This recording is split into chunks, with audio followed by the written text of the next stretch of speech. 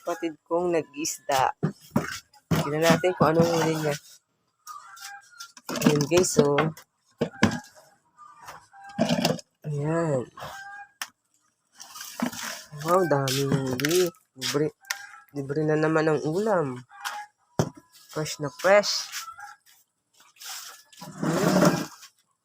Salamin na naman. Guys, tingnan yan. Fresh niya. Bali, ito guys ang kanyang gamit pang huli. May nylon.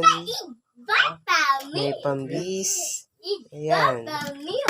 May nakalawit na bakal. Inuhulog niya yan guys. Sa tubig. Kasama yung mga pambis. Tsaka may pamain siya guys. Yan. Ang dami niyang panghuli.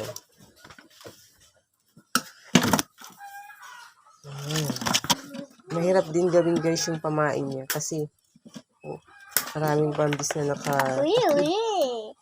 iniisa-isa pa niya yan. Mama, question! Ayan yung huli niya.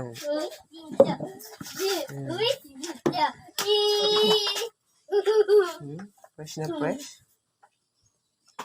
Sarap sabawin. Salamin na naman. Opo, maliliit na tulingan. Maliliit na arakya. Mama? Sarap po yan guys, kasi fresh na fresh siya. Ayan. Sinasabaw namin yan guys. Sarap sabawin, tas prito. Ayan, solve na kami sa ulam niya. Kasi binibigyan kami niya. Thank you for watching.